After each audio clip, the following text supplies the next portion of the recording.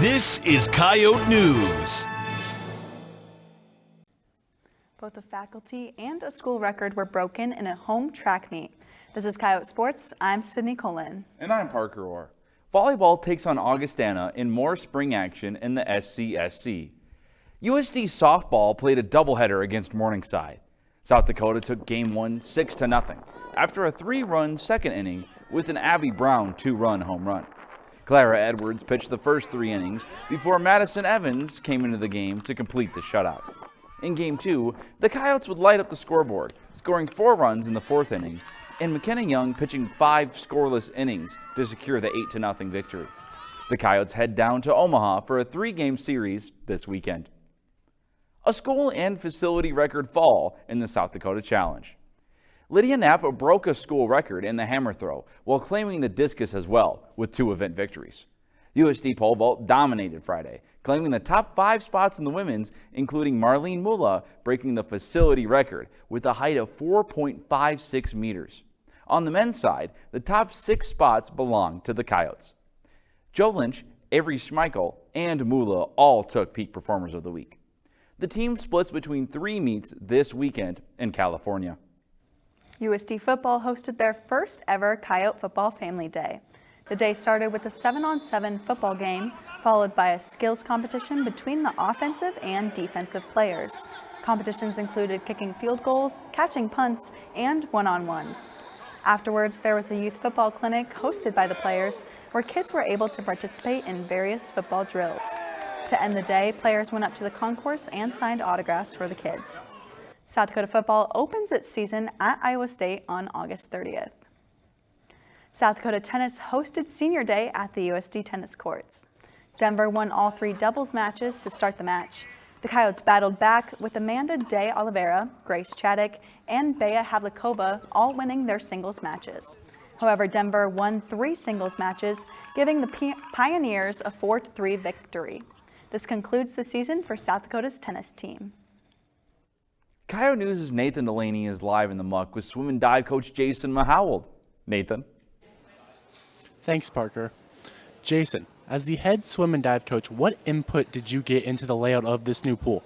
Yeah, unfortunately, I was able to be on the project from day one 6 years ago and got to help design the competition pool, the rec pool, our diving area, and had a lot of input on kind of what we got in the final project and what we opened up yesterday. With a 8-lane 50-meter pool and 4 new diving boards, dryland area, we're really excited about where the facility's at. How do you feel like this new pool will elevate your guys' ability to practice well? Tremendously, right? Today we had our first practice where swimming and diving practice at the exact same time ever. It's never happened in school history where we were able to have a diving practice and a swimming practice all at the same time. We were able to go from 6 lanes in the old dome pool to 22 lanes for practice today. So we just a lot more space, a lot more possibilities for what we can do training-wise. And then again, just having the whole team together, I think, is a huge plus. How do you feel like this new pool elevate the meet day experience? Well, number one, we've got seating for almost 500 fans, right? We didn't have a tenth of that, I think, in the Dakota Dome. So being able to have fans in the pool area cheering, being able to just elevate that experience for athletes, and then being able to run swimming and diving concurrently. We'll cut our meet time in half. Meets will now be about 2 hours rather than 4. So it's just a more spectator-friendly environment and I think a more lively environment for our student athletes too, to have fans right there cheering them on inside the pool. What is the team's plan for summer practice for the fall season? Yeah, we've got a big group staying here this summer that'll be training in the pool. We've got the ability to go some long course meter workouts, which is big for us.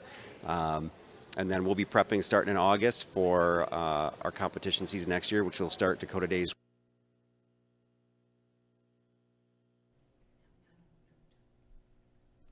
Thanks, Nathan. The USD Natatorium will be used for meets and practices next season.